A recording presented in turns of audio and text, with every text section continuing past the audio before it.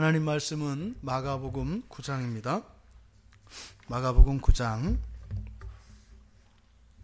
20절에서 27절까지입니다.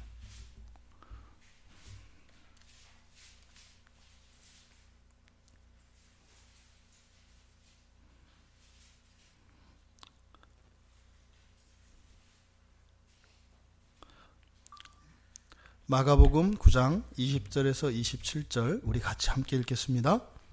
이에 데리고 오니 귀신이 예수를 보고 곧 그 아이로 심히 경련을 일으키게 하는지라 그가 땅에 엎드려져 구르며 거품을 흘리더라. 예수께서 그 아버지에게 물으시되 언제부터 이렇게 되었느냐 하시니 이르되 어릴 때부터니이다. 귀신이 그를 죽이려고 불과 물에 자주 던졌나이다. 그러나 무엇을 하실 수 있거든 우리를 불쌍히 여기사 도와주옵소서. 예수께서 이르시되 할 수 있거든이 무슨 말이냐? 믿는 자에게는 능히 하지 못할 일이 없느니라 하시니 곧 그 아이의 아버지가 소리를 질러 이르되 내가 믿나이다. 나의 믿음 없는 것을 도와주소서 하더라. 예수께서 무리가 달려와 모이는 것을 보시고 그 더러운 귀신을 꾸짖어 이르시되 말 못하고 못 듣는 귀신아, 내가 네게 명하노니 그 아이에게서 나오고 다시 들어가지 말라 하시매 귀신이 소리 지르며 아이로 심히 경련을 일으키게 하고 나가니 그 아이가 죽은 것 같이 되어 많은 사람이 말하기를 죽었다 하나 예수께서 그 손을 잡아 일으키시니 이에 일어서니라. 아멘. 귀신을 쫓는 믿음이라는 제목으로 설교하려고 합니다. 오늘 이 말씀을 보면 지난주 우리가 변화산에서 내려온 이후에 예수님과 세 제자가 산에서 내려왔고 무리들이 에워싸고 모여서 소동을 일으키고 있는, 그래서 웅성거리며 모여있는 그 장면 속에서 제자들과 서기관들, 그러니까 이 사람들은 둘 다 종교 지도자들이고 영적인 일들을 하는 사람들이죠.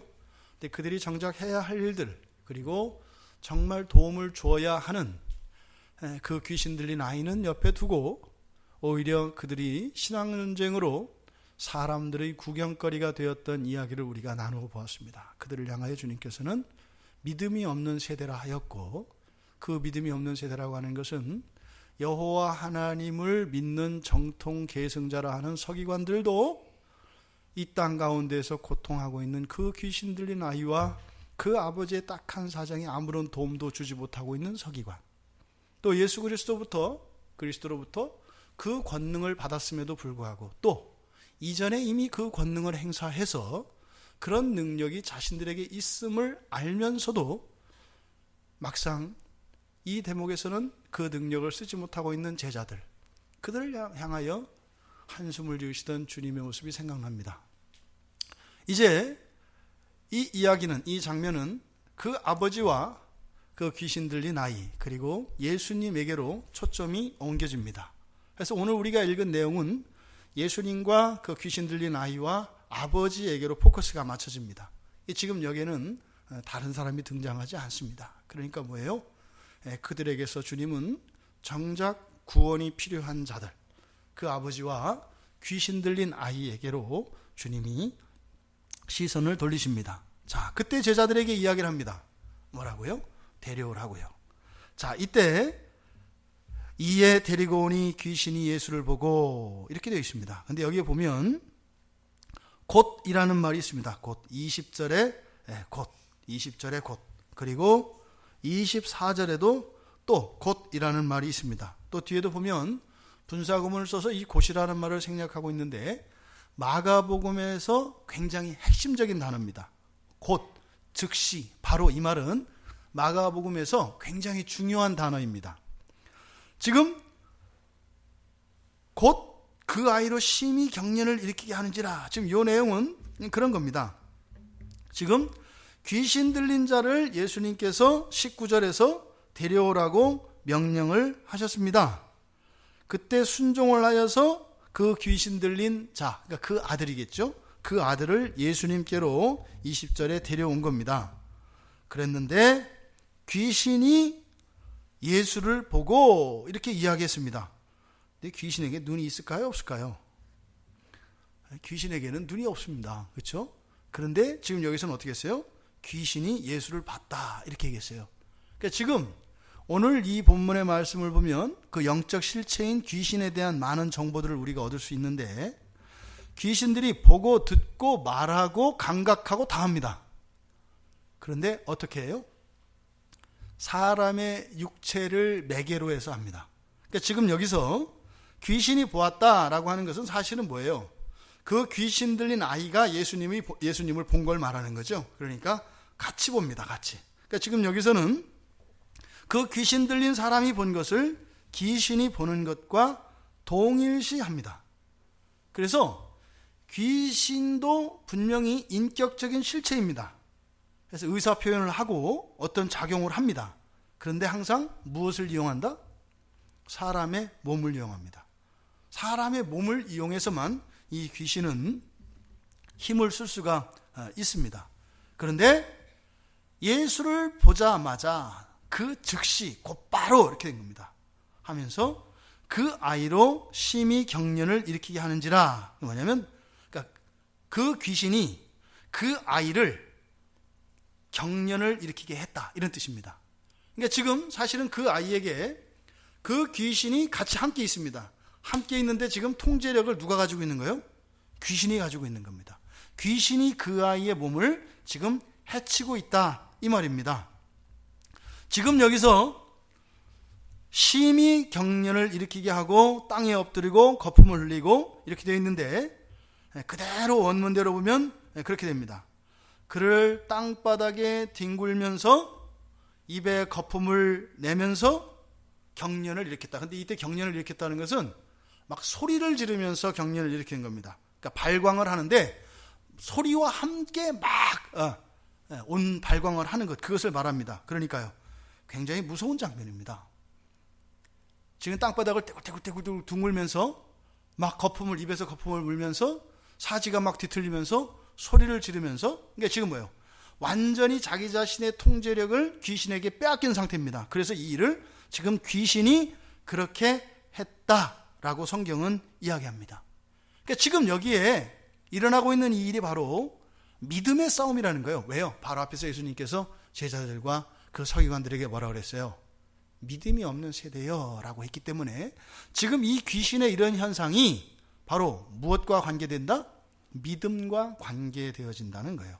그러니까 귀신의 능력의 문제가 아니라, 귀신이 힘이 있고 능력이 있어서 이런 일이 일어나는 것이 아니라 뭐예요? 이미 그것들을 제압할 수도 있는데 그렇게 못하고 있는데 그 이유가 뭐다? 믿음 때문이다 라고 이야기를 하는 겁니다. 지금 이런 상황 속에서 예수님께서 그 아버지에게 물으십니다. 보세요. 생각을 해보세요. 지금 그 사랑하는 아들이 지금 여기서 지금 떼굴떼굴 구르고 있습니다. 근데 지금 그 아버지, 예수님이 아버지에게 이렇게 이제 물어보는 거예요. 아버지가 전혀 무심하겠어요? 자식이 막 이렇게 구르는데 무슨 뭐 텔레비 화면처럼 내버려 두고 여기서 편안히 이야기 하시겠냐고요? 절대 그렇지 않을 겁니다. 왜요? 사지가 뒤틀리고 막 말려 들어가기 때문에 쫓아가서 주무르고요. 아들을 제어하려고 하지만 뭐 힘이 보통이 아니니까 아버지가 뒤로 자빠지기도 할 거고요. 그러면서 또다시 아들에게 달려붙으면서 지금 주님하고 이야기하는 거예요. 지금 여기서는 지금 아주 조용하게 예수님하고 이야기하는 것처럼 나와 있습니다만, 예수님이 물으셨고 대답할 때 여기는 지금 굉장히 급박하고 숨가쁘면서 말을 제대로 잊지 못하면서 이야기하는 거예요. 어이쿠 하면서 이 아이가요, 어려서부터 이랬습니다.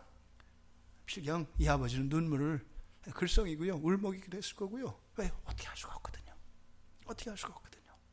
또 뒤에 내용을 보면 이 아버지는 이 아이가 나을 수 있다는 믿음이 있어요, 없어요? 없어요. 다른 길이 없으니까 온 것뿐이지 별로 나을 거라는 기대감도 사실은 없어요. 근데 이 꼴을 또 보니까요, 차라리 내가 죽는 게 낫지. 내가 죽는 게 낫지. 차라리 이 아들을 고치는 것보다 내가 이 꼴을 안 보는 게 낫겠다. 그 자식이 그런 끔찍한 고통 가운데 있는 그것을 절대 무기력한 그 부모의 마음 아시잖아요. 그게 내가 아픈 게 낫죠.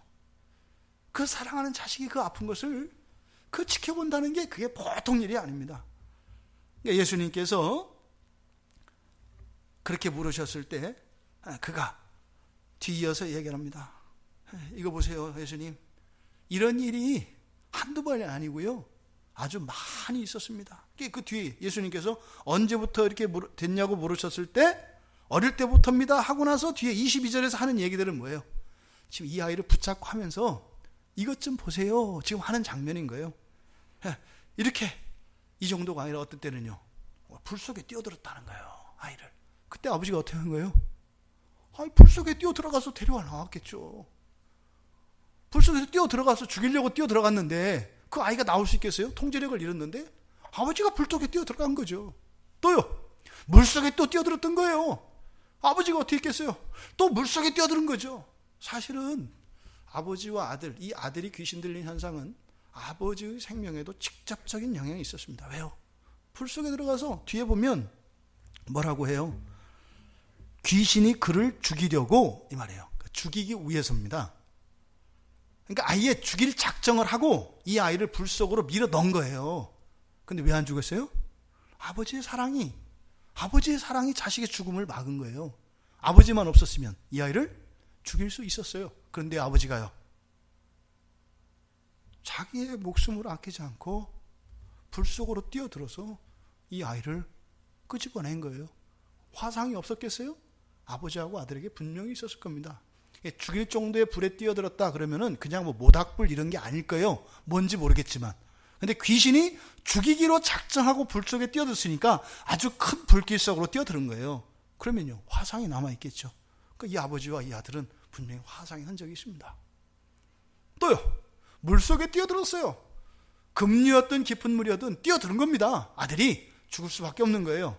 그런데요. 아버지가 또 뛰어드는 거예요.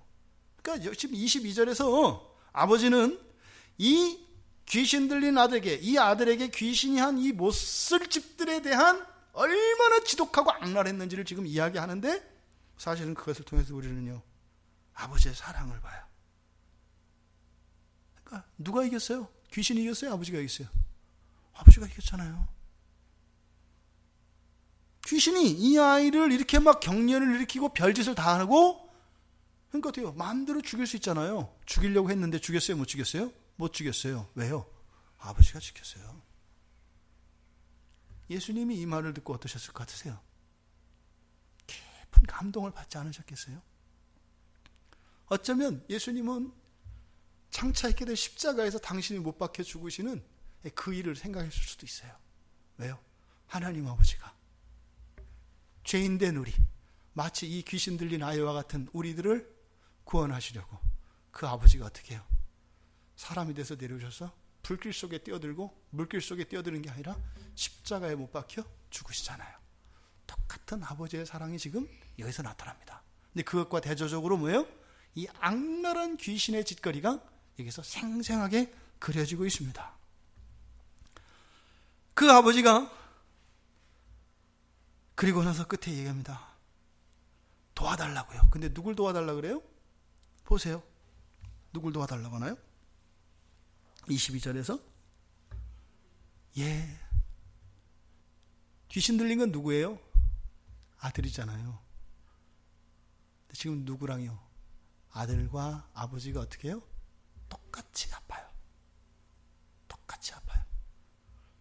이 아들은 귀신에 들려서 자기의 통제력을 완전히 귀신에게 맡겨있기 때문에 포로되었는데 그 포로된 상태에 아들을 대신하여 그 귀신과 그 귀신의 아들을 죽이려고 하는 그 귀신과의 싸움을 싸우고 있는 이 아버지에게나 지금 동일한 겁니다.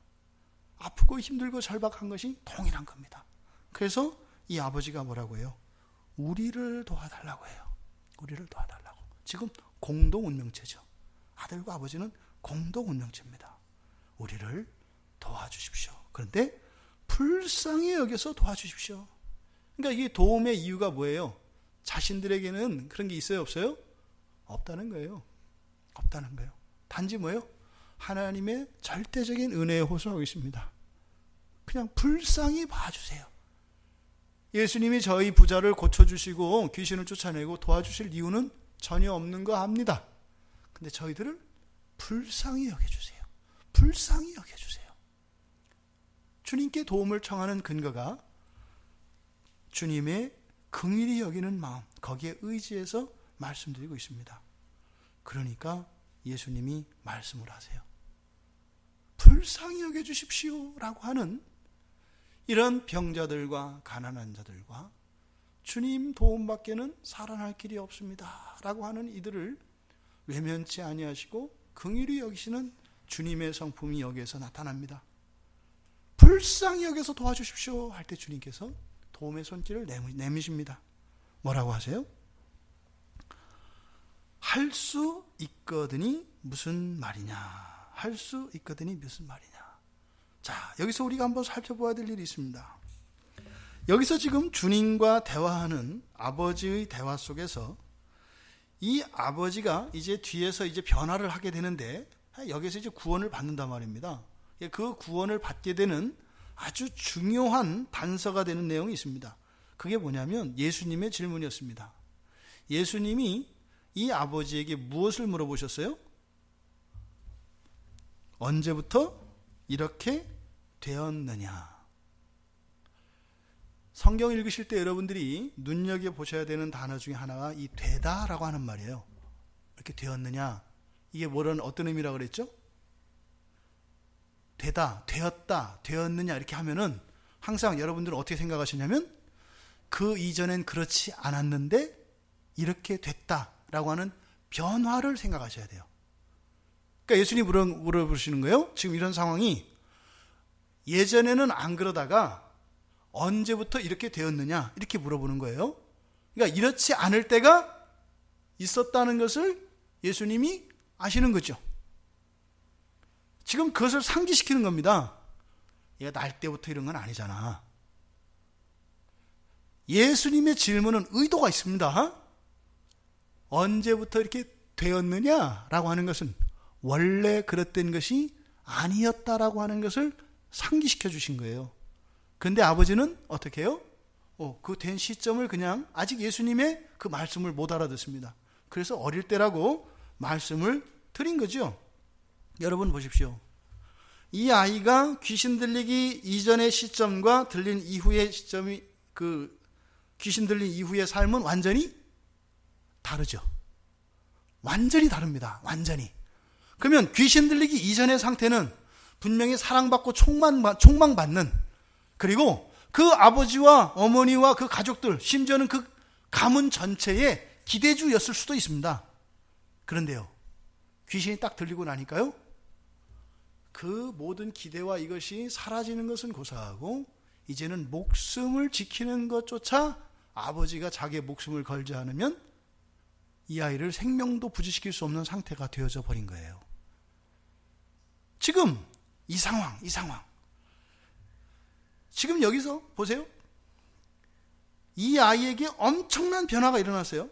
그 귀신 들리는 시점을 기준으로 해서 그 이전과 이후, 마치 이것은 이 세상에 죄가 들어오기 이전과 이후의 상황과 똑같습니다. 아담이 죄를 짓기 이전과 이후의 삶은요, 이렇게 연결고리가 없어요. 상상을 할 수가 없다 이 말이에요. 그러니까 지금 이런 삶을 살아왔던 이 아들을 바라보는 아버지는 사실은 뭐예요? 그 이전에 이 아이에 대해서 가지고 있었던 기대와 이 아이와 누렸던 그런 행복, 기쁨 다 잊어버렸죠. 이제는 그만 끝내고 싶은 생각밖에 없다 이 말이에요. 지금 예수님께서는 그 변화에 대해서 지금 이 아버지에게 어떤 단서를 주고 계십니다. 여러분한테 한번 여쭤볼게요. 사람은 변하나요? 안 변하나요? 사람은 변합니다. 근데 변화에는 두 가지 변화가 있어요. 어떤 상태의 변화가 있고 본질적인 변화가 있습니다. 상태의 변화는 여러분들도 일으킬 수 있어요? 없어요? 있어요. 상태의 변화는 여러분들도 변화시킬 수 있어요. 왜요? 여러분의 생활 습관을 바꾸거나 여러분들이 어떤 태도를 바꾸거나 몸만 바꿔도요, 상태가 변해요. 심지어는요, 주변까지 다 바뀝니다. 그럼 우리도 변화시킬 수 있는 상태 변화를 귀신은 더더군다나 할 수 있겠어요? 없겠어요? 더 잘할 수 있죠. 더 확실하게 상태를 변화시킬 수 있죠. 그러니까 우리가 할 수 없는 것까지 귀신은 변화를 시킬 수 있어요. 근데 그 변화는 어떤 변화라고요? 단지 상태의 변화일 뿐입니다. 왜요? 본질적인 변화라고 하는 것은 마치 무에서의 창조와 같은 것이어서 이건 누구만이 하시는 거예요? 하나님만이 하시는 거예요. 피조물들은 본질적으로 뭘 바꿀 수가 없어요. 사람이나 귀신이나 피조물들이기 때문에 본질을 못 바꿔요. 단지 뭐예요? 상태나 환경만 바꿀 뿐입니다. 그런데 지금 이 아버지는 이 아들에게 일어난 귀신 들림으로써 일어난 이 변화를 이 아버지는 어떤 변화로 보고 있는 거예요? 본질적인 변화로 보고 있는 거예요. 그래서 뭐예요? 이미 틀린 거죠. 이전의 상태로는 돌아갈 수가 없는 거죠. 지금 아버지가 이 아들에게 일어난 귀신 들림 현상으로 인해서 일어난 이 변화를 본질적인 변화로 보고 있었습니다. 그러니까 이 아버지에게는 다시 돌아갈 가망성이 있어요, 없어요? 없어요. 그러니까 뭐라고 얘기했어요?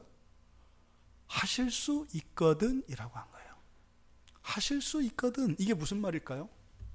여러분들한테 누군가가 뭐 하실 수 있으면 뭐 해주시든지, 이 말은 뭐예요? 뭐 기대는 안 하는데 뭐 그렇게만 될 수 있다면 좋지, 뭐 그거 싫어할 사람이 어디 있어, 뭐 이런 거죠. 그러니까 이 변화, 지금 내 삶 속에 이 아들에게 귀신 들린 것으로 인해서 임한 변화가 어떤 변화냐라고 하는 것에 큰 갈림길이 있다 말입니다. 여러분들도 마찬가지세요. 여러분이 사시다 보면 인생 안에 여러 변화가 있잖아요. 그것을 워낙 큰 변화이다 보니까 이거는 완전히 진짜로 팔자를 고친 것처럼 생각을 해요. 팔자를 고치려면 원래 어떻게 해야 되죠? 우리나라에서요? 당상관 이상의 벼슬을 해야 돼요. 팔자 바꾼다는 게 뭔지 아세요? 팔자를 바꾼다는 게 뭘까요? 팔자. 죽으면 제사상에 그 사람의 그 지방을 씁니다. 제사를 드릴 때. 그렇죠? 뭐라고 써요? 현고, 학생, 부군, 신이 8글자를 써요. 이 학생이라는 게 뭐냐면 그냥 평범히 살다, 평범히 갔다, 이런 뜻이에요. 근데 이 학생이라는 자리에 당상관 이상의 벼슬을 하면 그 벼슬 이름이 들어가요. 요거를 팔자 바꾼다고 하는 거예요. 이게 팔자 바꾸는 거. 근데 안 세셔도 8자 맞아요. 그래서 팔자를 바꾼다는 게 숫자뿐만 아니라 그 학생이라고 하는 요걸 바꿔가지고 그 사람의 운명을 바꾼다는 거예요.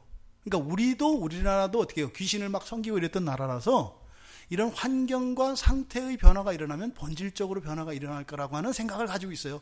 똑같은 생각을 가졌던 겁니다.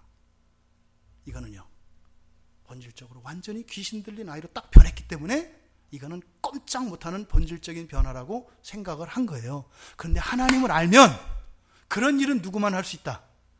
하나님만 할 수 있다는 것을 알면 이렇게 절망까지는 하지 않았겠죠. 사실 이 사람이 몰랐을까요? 알았어요. 이 설교를 들었다면 알았을 텐데. 그 설교를 들어야 되나 봐요. 그걸 몰랐던 거예요. 그래서 이미 스스로 어떻게 해요? 자기의 인생을 끝내버린 거예요. 지금 이 아버지의 소원은 그랬을 거예요. 아버지랑 그냥 자식이랑 같이 죽는 거예요. 왜? 뭐 이런 환경 속에서 살았던 분들을 제가 여럿 알아요. 그분들의 소원은 그거예요. 소원은 뭐예요? 내 아들보다 내가 먼저 죽지 않는 거예요. 왜? 내가 죽고 아무도 돌봐줄 사람이 없으니까. 그게 무슨 말이에요? 동반 자살이에요. 내가 사는 날 동안. 근데 문제는 내가 언제 죽을지 몰라. 늘 불안해요. 내가 언제 죽을지. 이게 이러한 부모들의 상태입니다. 그래서 하실 수 있거든 이라고 얘기를 한 거예요. 그러니까 주님이 딱 얘기하시잖아요. 믿는 자에게는, 그러니까 무슨 말이냐, 그러니까 할 수 있거든이 무슨 말이냐, 믿는 자에게는 능치 못할 일이 없다. 근데 지금 여기 23절에서 우리말 성경에서 예수께서 이렇게 되어 있잖아요. 굉장히 강조되어 있습니다. 그러니까 바로 그 예수께서 이렇게 돼요. 바로 그 예수께서. 이건 무슨 말이냐면 그리스도이신 하나님이신 그 예수께서 하신 말씀이다, 이걸 강조하는 거예요. 그러니까 뒤에 있는 말씀이 뭐라는 거예요? 진리라는 거예요. 뒤에 있는 것이 진리다. 진리다. 이것을 지금 마가는 여기서 강조하는 거예요. 27절에 가서도 똑같이 예수님께서 나와 있는데 이것도 그 얘기입니다. 그러니까 지금 오늘 본문 안에 23절과 27절에서 정확하게 마가가 바로 그 예수께서 말씀하신 것이다 하면서 뭐요? 마치 신의 산에서 우레소리와 함께 하나님의 음성이 울려 퍼지던 그 여호와 하나님의 그 말씀, 살아있는 창조하실 때 하셨던 그 말씀, 그것을 의미한다 이 말이에요. 그러니까 뒤에 있는 말이 뭐라는 거예요? 진리라는 거예요. 진리라는 거예요. 믿는 자에게는 능치 못할 일이, 능히 하지 못할 일이 없다. 그러니까 지금 그 말씀을 한 분이 누구인가를 다시 한번 분명히 하는 거예요. 뒤에 있는 말씀을 하시는 그분이 바로 누구시다? 창조주 하나님이시다. 그분의 말씀은 하나도 땅에 떨어지는 법이 없다. 반드시 성취되어진다. 이것을 마가는 이미 이 일이 있고 난 뒤에 이걸 쓰고 있잖아요. 이 결말을 알고서 쓴다 이 말이에요. 그러니까 여기에 감정이 들어가요. 왜? 그때 당시에 이 아버지는 못 믿어요. 제자들도 못 믿어요. 근데요, 나중에 어떻게 돼요? 이루어져요. 진짜 이루어지거든, 그대로 되거든. 이것을 마가가 예수께서 이렇게 강조하고 있는 것입니다. 그럼 보세요. 그러면 그 하나님께서 이렇게 강조하셨으니까 뒤에 있는 말은 진리니까 반드시 옳아요, 틀려요? 반드시 옳아요. 그러면은 그 말을 한번 우리가 따져볼까요? 믿는 자에게는 능히 하지 못할 일이 없느니라. 그대로 직역하면 이렇게 됐어요. 모든 것이 가능하다. 그래서 모든 것, 이게 강조되어 있어요. 그러니까 예외 없이, 못하는 것 없이 이렇게 되어 있어요. 모든 것이 가능하다. 믿는 자에게 이렇게 되어 있어요. 그럼 여러분, 여기서 믿는 자는 누굴까요? 여기서 믿는 자는 예수 믿는 사람을 말할까요? 그럼 우리잖아요. 우리에게 모든 게 가능해요? 그렇게 하면 어떻게 돼요? 우리가 그럼 나 믿는 자 아닌가 봐. 왜요? 여기 그랬잖아요. 믿는 자에게 모든 것이 가능하다 그랬는데 우리는 모든 게 불가능한 것 같아. 그럼 뭐예요? 우리는 믿는 자가 아닌 거죠.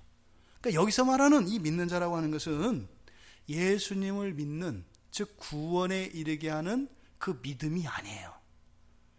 여기서 말하는 이 믿음은 신자 이렇게 말하는 것이 아니라 믿고 있는 사람들 이렇게 돼 있어요. 그러니까 믿는 사람들. 그러니까 여기서 지금 믿는 자라고 하는 것은 뭐예요? 일관되게 지속적으로 믿음을 가지고 있는, 이런 뜻이에요. 그러니까 그냥 예수를 믿고 안 믿고를 말하는 게 아니에요. 우리도 예수를 믿는 사람들인데도 믿음을 잃어버릴 때가 있어요, 없어요? 너무나 많잖아요. 믿는 건 고사하고 예수를 기억에도 떠올리지 않을 때가 있단 말이에요. 하루에서 우리가 하루 동안 예수님을 생각하는 시간이 얼마나 되겠어요? 최소한 생각하는 동안 안에 믿는 시간이 있어요. 그러니까 우리가 실제로 믿음의 삶을 살아가는 것은 하루 중에 그렇게 길지 않아요. 일주일을 살아도요, 그렇게 믿음을 계속 가지고 살아가는 실제적인 그 시간이 별로 없다고요. 그러니까 지금 여기서 말하는 믿는 자라고 하는 것은 그 믿음이 일관되게 지속되는 상태에 있는 사람을 의미한다 이 말입니다. 그러니까 여기서 믿음은 어떤 믿음이에요? 이적적인 믿음입니다. 기적을 일으키는 믿음이에요. 기적을 일으키는 믿음. 근데 그 믿음을 흔들리지 않고 견고하게 붙잡고 있는 사람들을 말해요. 그래서 믿음이 여러 가지 개념의 믿음이 여기서 계속 나옵니다. 그래서 충돌이 일어나요. 잘 따져보면. 그러니까 모든 것이 가능하다 믿는 자에게 할 때 이 믿는 자라고 하는 것은 예수를 믿는, 우리가 일상적으로 얘기하는 신자 불신자 할 때 신자를 말하는 것이 아니다. 그러니까 여러분들에게 이런 이적이 안 나타난다 그래서 주눅 들지 마라. 또 다른 차원이다. 또 다른 차원이다. 그러니까 어떤 사람들이 그렇게 얘기한단 말이에요. 이적이 안 일어나니까 너는 진짜 믿음이 아니다 이렇게 얘기한단 말이에요. 이단들이. 그 믿음이, 그러니까 뭐예요? 그 사람들이 성경의 말씀을 모르는 거예요. 이게 무슨 뜻인지. 성경에서 믿음이 여러 차원으로 나오거든요. 그러니까 여기서는 지금 그 계속 가지고 있는 그 믿음이고 이적적인 믿음을 말한다. 그렇다면 좋아요. 그런 이적을 믿는 믿음이고 그 믿음을 계속 붙들고 있으면 정말 모든 것이 가능할까요? 우리가 창조할 수 있어요? 아니죠. 우리가 그 믿음을 가지고 있다 하더라도 우리가 할 수 있는 것은 뭐예요? 피조물인 사람으로서 제한된 것만을 말하는 거예요. 그러니까 여기서 말하는 모든 것이라고 하는 것은 뭐예요? 인간이라고 하는 존재론적인 한계, 인간이 할 수 있는 그 한도 내에 있는 모든 것을 말하는 거죠. 이건 뭐겠어요? 타락하기 이전에 아담이 할 수 있었던 그 모든 것들이에요. 그럼 타락하기 이전에 아담이 할 수 있었던 것은 뭐였어요? 창조된 세상을 정복하고 다스리는 겁니다. 그러니까 어떤 변화예요? 본질적인 변화가 아니라, 물을 포도주로 바꾸는 것이 아니라 환경의 변화, 상태의 변화를 일으킬 수 있는 걸 말해요. 그럼 볼까요? 가난한 사람이 부자 되는 것은 본질적인 변화인가요? 상태의 변화인가요? 상태의 변화예요. 할 수 있어요, 없어요? 있어요. 죽을 병에 걸린 사람이 살아났어요. 상태의 변화인가요? 본질적인 변화인가요? 상태의 변화예요. 병든 상태에서 건강한 상태로 변하는 겁니다. 할 수 있어요, 없어요? 있어요. 있어요, 분명히. 있다 이 말이에요. 그러니까 문제는 뭐예요? 믿음의 문제예요. 환경과 우리의 삶 속에서 일어나는 대부분의 일들은 다 상태와 관계되어진 것들입니다. 이것들은 믿음으로 할 수 있어요. 우리에게 믿음이 없는 것뿐입니다. 그 믿음을 잃어버린 세대가 되었기 때문에 우리들은요, 없는 것 같은 믿음을 가지고 있어요. D.L. 무디라고 하는 유명한 미국 전도자가 있었어요. 무디가 그런 얘기를 했어요. 그러니까 신자들이 가지고 있는 믿음이라는 게 없어질 것 같은데 안 없어져. 없어질 것 같은데 안 없어져. 없는 것 같은데 있어. 이게 신자들의 믿음이라고 무디가 이야기를 해요. 진짜로 없는 것 같은데 또 없는 건 아니야. 그리고 이렇게 보면은 없어질 것 같아. 그런데 안 없어져. 그걸 믿음이라고 이야기해요. 그런 것이요.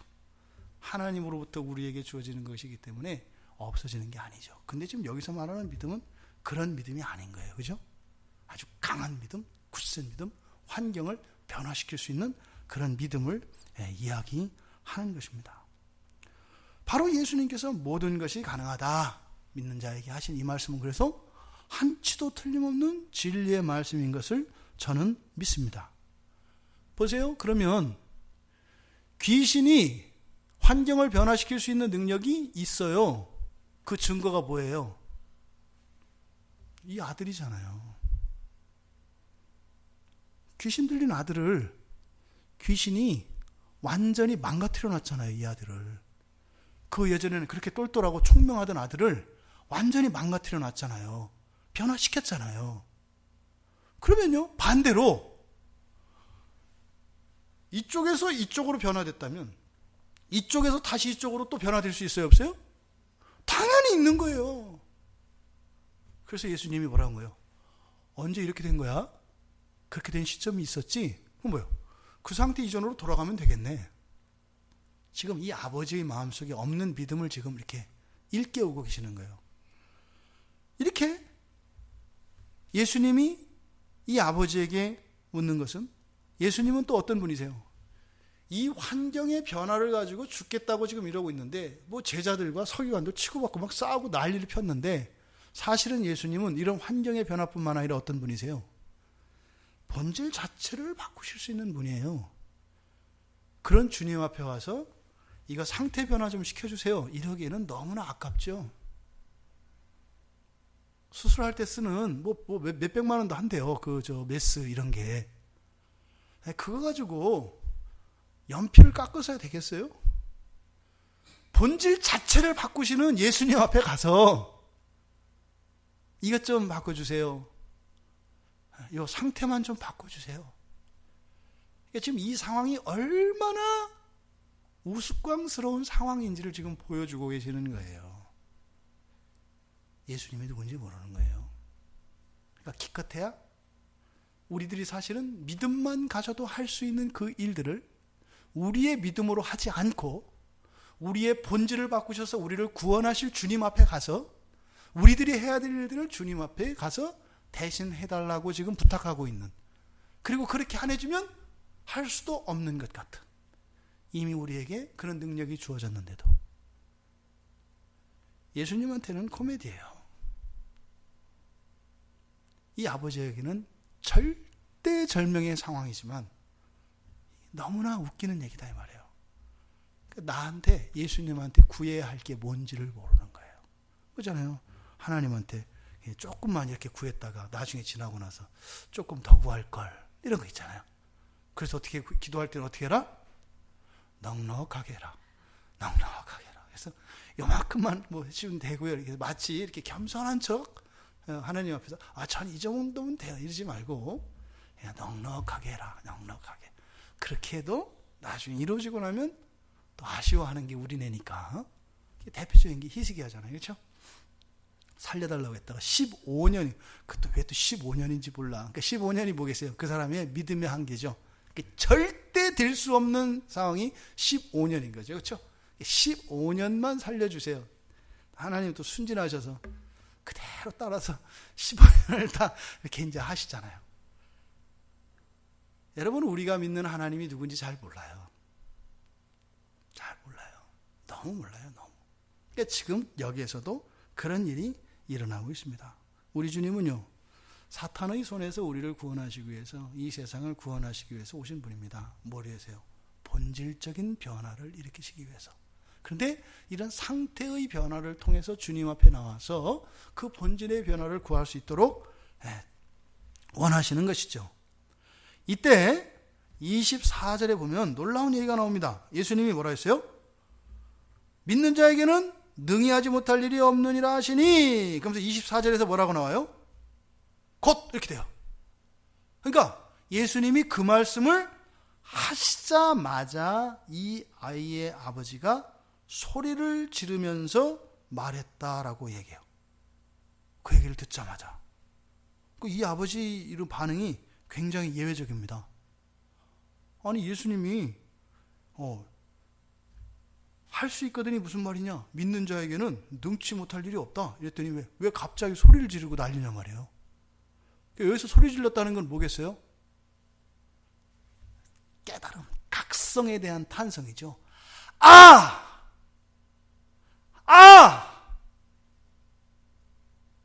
예수님이 부르셨던 그 의도를 부르셨죠. 다시 돌아가면 되는 거구나. 이전으로 돌아가면 되는 거구나. 안 되는 게 아니구나. 지금 아버지에게는 이 각성이 지금 일어난 겁니다. 그래서 될 수 있구나. 절대 변화가 안 되는 게 아니라 뭐다? 변화될 수 있구나. 제가 목사가 돼서 많은 분들에게서 그걸 봐요. 변화 안 된다는 겁니다. 딱 정해놨어요, 본인들이. 변화 안 된다고요. 모든 걸 다 딱 정해놨어요. 이거는 절대 안 돼요라고. 근데 지금 이 아버지가 이때 그걸 깨달은 거예요. 되는 거지. 변화가 되는 거지. 왜? 이 아이가 원래 이랬던 아이가 아니지. 이렇게 변했으니까 다시 될 수 있는 거지. 귀신도 했으면 예수님은 더 말할 나위도 없죠. 지금 그렇다면 이 아버지가 어떻게 그 예수님의 말씀을 듣고 그를 깨달아서 각성이 일어날 수 있었을까요? 이거는 이성적으로 깨달은 거예요. 아까 예수님이 질문을 통해서. 변화된 거 알지? 이 말이에요. 이거 변화된 거잖아. 날 때부터 그랬다라고 해서 아이의 소망을 잃어버리고 이렇게 영원히 살 것처럼 자기 확신이 있었던 것을 깨달은 겁니다. 그러면서요, 그렇지 않았던 시절들이 있었다고 하는 것을 깨달은 거예요. 그러면서 아버지가 해서 각성이 일어난 겁니다. 기독교 신앙은요, 이성이 이렇게 순기능을 하기도 합니다. 뭐요? 이렇게 말씀을, 예수님의 말씀을 잘 바르게 받아들여서 내 안에 누르고 있었던 불신앙을 뒤집는 역할을 해요. 또 반대로 이 아버지가 이렇게 믿을 수 없었던, 변화가 일어나지 않을 거라고 생각하게 됐던 이유도 뭐였어요? 바로 이성이 역기능했기 때문입니다. 그러니까요. 이 믿음이라고 하는 게 진리와 관계되어 있어요. 하나님의 말씀을 제대로 아느냐 모르냐에 따라서 우리의 마음속에 믿음이 생기기도 하고 믿음이 사라지기도 한다 이 말이에요. 지금 여기서 이 아버지는 예수님의 말씀을 통해서 그것을 깨달았습니다. 그래서 이제는 어떻게 해요? 예수님한테 내가 믿나이다. 나의 믿음 없는 것을 도와주소서. 여러분 이거 보세요. 지금 이거 말이 안 되는 소리를 하고 있는 겁니다. 내가 믿나이다. 나의 믿음 없는 것을 도와주소서. 이거를 끊어서 문장을 끊어서 보면 이렇게 되는 거예요. 믿습니다. 믿음이 없습니다. 도와주세요. 이게 무슨 말이에요? 믿습니다. 믿음이 없습니다. 도와주세요. 장난 나라 지금 하냐? 뭐 이런 거 하는 거죠. 요새 코미디에서 나오는 것처럼. 장난하는 거죠. 이게 뭐예요? 믿습니다. 믿음이 없습니다. 도와주세요. 뭘 어떻게 해달라는 거예요? 왜요? 아까 말씀드렸던 것처럼 여기에서 이야기하는 믿음의 의미가 다르다 이 말이에요. 믿음의 의미가 달라요. 앞에서 믿습니다라고 하는 것과 없다고 하는 믿음과 이 믿음의 의미가 다른 것이다. 똑같이 믿음이라고 하지만 의미가 다르다 이 말입니다. 그러니까 앞에 믿습니다라고 하는 것은 바로 앞에서 소리 지른 것처럼 뭐예요? 그 말씀을 깨달음으로써 변화될 수 있구나. 그러니까 각성을 통해서 생긴 거예요. 여러분들이 성경을 보면 알잖아요. 그렇죠? 이렇게 될 수 있는 거야? 그 믿음으로 받아들여진 거예요. 지식적인 믿음이죠. 지식에 대한 믿음이에요. 그러니까 지식적인 믿음이 들어왔다고 해서 그것이 이 사람이 구원에 이르는 믿음으로 가요? 안 가요? 안 가요. 근데 뭐라고 그래요? 바로. 그러니까 예수님 말씀을 들으니까 이성적으로 깨달아지고 맞아요. 변화될 수 있는 거예요. 그런데도 내 상황을 보니까 어떻게 돼요? 지금 당장 그렇게 될 거는 같지 않아요. 그래서 믿음이 없어요. 이해되시죠? 변화될 수는 있다는 게 맞는데 나에게는 지금 이 상황에는 적용되지 않을 것 같아요. 나는 좀 특별한 상황인 것 같아서요. 다른 사람들한테는 그런 일이 일어날지 몰라도 나에게는 안 일어날 것 같다는 생각이 왜 들죠, 주님? 이거죠. 그러니까 앞에서 믿습니다라고 하는 것은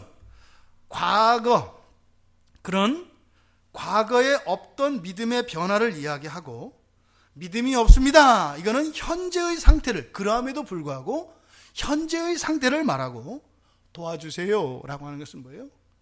앞으로 이 아이가 낫게 될 거고 그렇게 변화될 것이라고 하는 미래적인 믿음, 영원한 믿음을 저에게 주십시오 라고 해서 과거와 현재와 미래의 차원을 이야기하고 지식적인 믿음과 능력을 일으키는 그 믿음 두 가지를 함께 이야기하고 있다 이 말입니다. 그러니까요, 지금까지는 변화의 가능성 자체를 믿지 않았습니다. 그런데 이제는 그런 것도, 즉 환경의 변화, 상태의 변화는 일어날 수 있는 것이구나 라고 하는 것을 알겠습니다. 믿게 되었습니다. 그런데 지금 당장 그 변화가 나와 내 자식에게는 일어날 것이라는 믿음은 없습니다.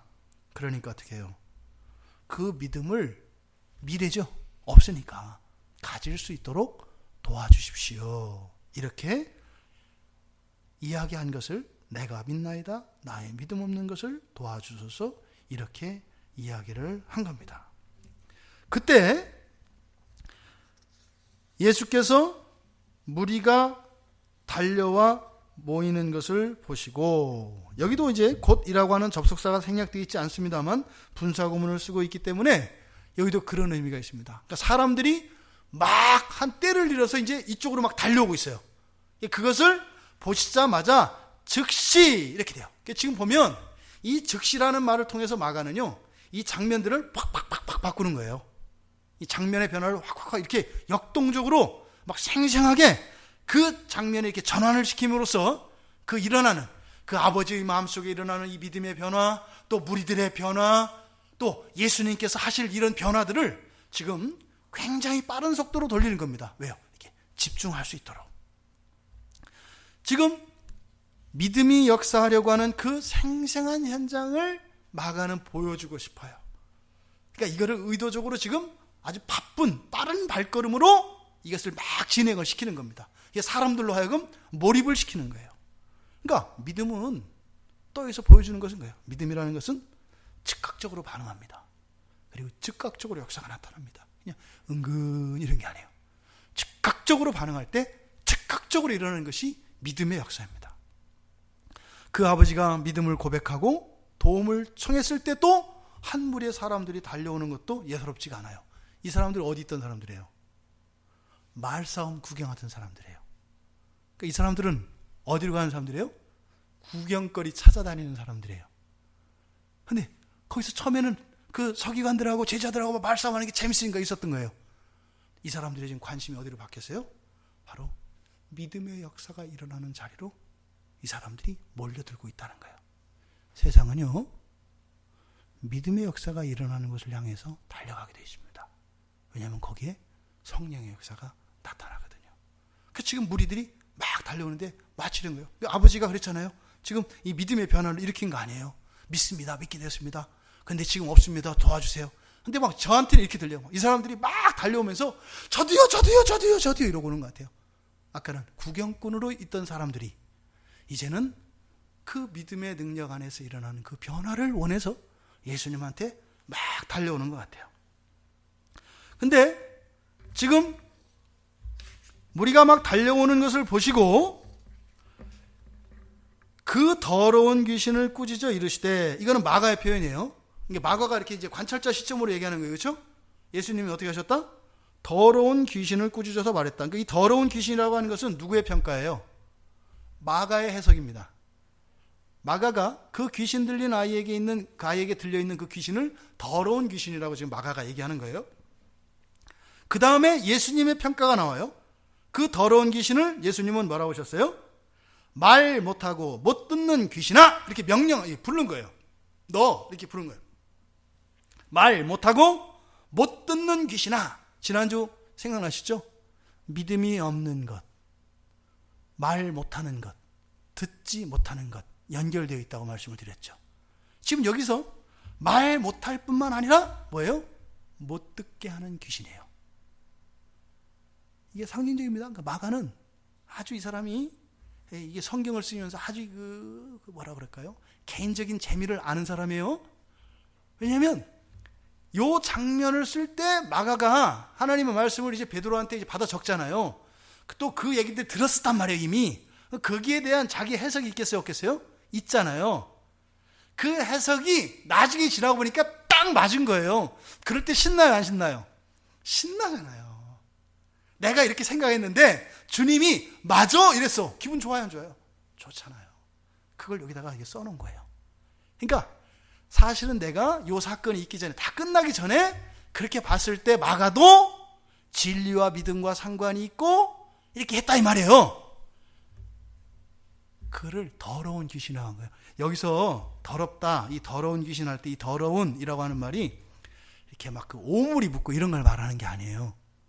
이 더러운이라고 하는 말은 이런 겁니다. 틀린 것이 없지 않은, 이것도 만든 단어예요. 앞에 없는이라고 하는 말을 붙여서 틀린 것이 없는, 이게 정결한 이런 의미예요. 바른. 근데 거기다가 그렇지 않은 이렇게 돼 있어요. 그러니까 틀린 것이 없지 않은 이라는 단어, 이 단어의 뜻이, 또 거짓된 것이 없지 않은. 그러니까 이 귀신을 더러운 귀신 할 때 뭐라는 거예요? 거짓이 없지 않은 귀신. 속인 걸 말해요. 속인 거를. 예수님이 거기에 대해서 뭐라고 그러셨어요? 바로 말 못하고 듣지 못하는 귀신이라고 하잖아요. 그러니까 뭐예요? 진리를 말할 수 없게 하고 들려지는 진리를 듣지 못하게 하는 귀신이라고 한 거예요. 바로 거짓의 합이라는 뜻이에요. 그러니까 마가가 생각했던 이 더러운 귀신, 거짓이 없지 않은 귀신이라고 하는 이 해석이 맞았구나. 그래서 자기의 해석과 예수님의 말씀을 여기다가 겁도 없이 같이 쓴 거예요. 근데 성령이 감동하셔서 그걸 그대로 하나님의 말씀으로 받아 적게 하신 것이죠. 귀신은 거짓이 벗겨지고 그 정체가 드러나면 쫓겨난다는 것을 알게 됩니다. 정체가 드러나면 귀신은 아웃이에요. 그러니까 귀신은 뭐 하는 거예요? 숨바꼭질을 하는 거예요. 숨어 있는 거예요. 왜요? 정체가 드러나면 쫓겨나게 돼 있어요. 그래서 예수님이 말 못하고 못 듣는 귀신아 내가 내게 명한다. 그럼 어떻게 돼요? 쫓겨나는 거예요. 뭐가? 진리가 드러나면 쫓겨나게 돼 있어요. 진리가 드러나면. 거짓은 진리와 함께 공존할 수 없기 때문입니다. 여기서 말하는 더러움은 거짓이고 즉 진리와 관련되어 있어요. 그러니까 지금 여기서 말하는 믿음은 진리와 관련되어 있다는 사실을 가르쳐 줍니다. 주님의 명령은 또 이미 확정적입니다. 귀신은 그에게서 나와서 그에게는 다시는 들어갈 수 없습니다. 지금 이 본문에서 예수님이 명하셨을 때는 이미 나왔고 이제는 다시 들어갈 수 없는 상태로 말씀을 하십니다. 이렇게 말 못하고 못 듣는 귀신아 내가 내게 명하노니 그 아이에게서 나오고 다시 들어가지 말라 이렇게 말씀하신 그 진리이신 주님의 말씀이 여러분의 삶 속에서 그 진리를 믿음으로 역사하는 그 믿음을 요청하는 여러분들께 다 응답된 줄 믿습니다. 여러분의 삶 속에 예수님이 나오라 하셨고 다시는 들어가지 말라고 하신 그 말씀이 온전히 응답되신 줄 믿습니다. 예수님의 말씀에 귀신은 순종하지 않을 수 없습니다. 귀신이 소리를 지르며 아이로 심히 경련을 일으키게 하고 나가니 그 아이가 죽은 것 같이 되어 많은 사람이 말하기를 죽었다 하나. 여기가 귀신이 지금 나가는 장면을 묘사하고 있는 거예요. 소리 지르고 경련을 일으키게 하고 심히 경련을 일으키게 하고. 그러니까 우리 말뜻으로만 이렇게 전달이 되는데요. 그냥 이걸 읽을까 말까 하다가 이거는 못 알아듣고 그냥 소리만 들으시면 돼요. 소리만. 왜냐하면 지금 요 장면 귀신이 소리 지르며 아이로 심히 경련을 일으키게 하고 나가니 요 장면이 헬라어로 이렇게 되어 있어요. 들어보세요. 분위기가 어떤지. 카이 크락사스 카이 폴라 아파락사스. 어때요? 듣기에 발음들이 어떠세요? 카이 크락사스 카이 폴라 스파락사스. 거세죠. 이게 이런 말을 이용해서 그 분위기를 또 나타내는 겁니다. 굉장히 거칠고 시끄럽고 소란한 상태를 강한 발음을 통해서 이 장면이 그려집니다. 그리고 그 다음에 그 아이가 죽은 것 같이 되었다. 카이 에게네토 호세이 네크로스. 부드럽죠. 이게 발음 자체가 앞에가 크쉬라고 하는 알파벳인데 굉장히 강합니다. 소리가. 근데 앞에 귀신이 떠나가는 장면과 뒤에 이 아이가 죽은 것 같이 되었다라고 하는 게 내용뿐만 아니라 발음 자체도 어떻다고요? 의도적으로 이렇게 강한 발음과 부드러운 발음을 이렇게 사용하고 있다고요. 지금 여기서는 귀신이 떨어져 나가는, 귀신이 나가는 그 극도의 소란스러운 상태, 그 막 비명과 혼란스러운 장면, 이것이 귀신에 의해서 연출됩니다. 그리고 그것과는 정반대로 이 아이에게는 어떻게 해요? 죽음과 같은 극도의 침묵과 극도의 평안이 지금 동시에 여기서 지금 나타나고 있습니다. 이건 뭐예요? 이 아이에게서 일어난 변화를 묘사하고 있는 겁니다. 단지 지금뿐만 아니라 뭐예요? 이 아이의 인생에 일어나는 변화를 지금 얘기하고 있는 겁니다. 그렇게요. 거칠고 거세고 소란스럽고 혼란스러운 그 아이의 인생이 어떻게 해요? 잔잔한 바다와 같이 변한 것을 말한다 이 말입니다. 이거는 믿음으로 주님을 영접했을 때 일어나는 우리 죄인들의 변화입니다.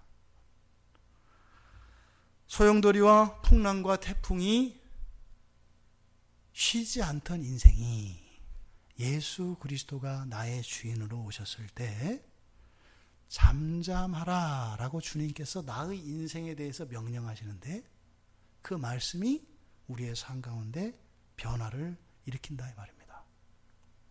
이러한 변화가 여러분들의 현재의 삶 속에서도 일어나기를 바랍니다. 이때 참 아이러니한 장면이 나와요. 지금 여기서는 아주 극적인 장면이에요. 그렇죠? 막 귀신이 요란스럽게 떠나가고 이 아이가 이제 회복되는 장면인데 여기에 대한 반응이 아주 아이러니합니다. 많은 사람들이 뭐라고 얘기해요? 그 장면을 보고 그 아이가 죽었다. 그 아이가 죽었다. 그러나 주님은 많은 사람들의 생각대로 하지 않으십니다. 많은 사람들이 죽었다고 했지만 주님은 어떻게 하셨어요? 친히 그 예수께서, 여기도 강조해요. 친히 그 예수께서 그 손을 잡아 일으키시니 일어서니라. 여기서 성경에서 모든 사람이라고 하지 않고요, 많은 사람이라고 했어요. 그 얘기는 뭘까요? 아주 적은 사람들은, 아주 적은 수의 사람들은, 죽었다고 생각하지 않은 아주 적은 수의 사람들이 있었습니다. 그 예수님이 그 아이를 살리실 거라고 믿는 아주 적은 수의 사람들이 있었다는 것을 여기서 이야기합니다. 그들의 믿음으로 예수님께서 이 아이를 살려내셨습니다. 여러분은 죽었다고 믿었던 많은 사람들이 아니라 주님과 함께 그 아이를 살리는 아주 적은 수의 사람들이 되기를 바랍니다. 그래서 주님과 함께 그 믿음으로 죽은 것 같은 세상의 사람들을 살리고 또 살리시는 여러분들이 되시기를 주님의 이름으로 축원합니다.